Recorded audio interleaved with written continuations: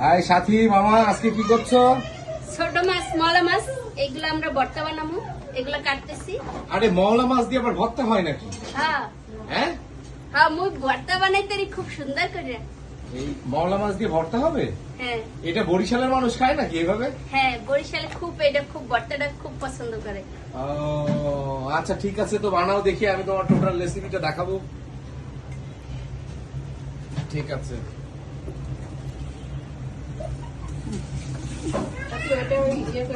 মাছটা ধোয়ার পরে কি করলা? এই যে ভাজতেছি, সরষে রসুন দিলাম, পেঁয়াজ দিলাম, জাল দিলাম, আচ্ছা। ভেজে নিয়ে তারপর আপনি করবো, কি করবা?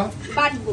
এটা বাটার পরে তারপর আপনি আবার জাল দেবো, পেঁয়াজ দেবো, ধনে পাতা দেবো, তারপর মাখাবো সরষের তেল দিয়ে। তারপরে হয়ে গেল হচ্ছে ভর্তা, ছোট কি? মাছের। ছোট মাছের, এটা কি মাছ? মওলা মাছের মলা মাছের ভর্তা। ভর্তা। বাহ, সাথে সুন্দর রেসিপি। তো ঠিক আছে, আমি তোমার বাটাটাও দেখাবো। হ্যাঁ, আচ্ছা, আচ্ছা। এটা কলিজা রান্না করো। হ্যাঁ, কলিজা। এটা কলিজা। আমরা মাছের ভাতে বাঙালি, এর জন্য ছোট মাছ ভর্তা বানাচ্ছি, মামারে খাওয়াইতেছি, খুব মজা। এই যে আমি বেটে নেবো মাছটা। মামা দেখেন, এই যে আমরা ভর্তাটা মাখাই নিতেছি, তারপর পাড়া একটু ভাত মুছে খেয়ে নেবো।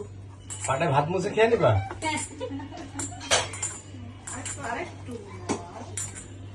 ভাত মাখাইছি, এখন খাবো, খুব মজা।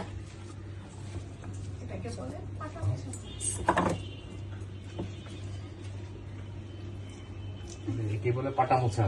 পাড়া মশা ভাত। হ্যাঁ।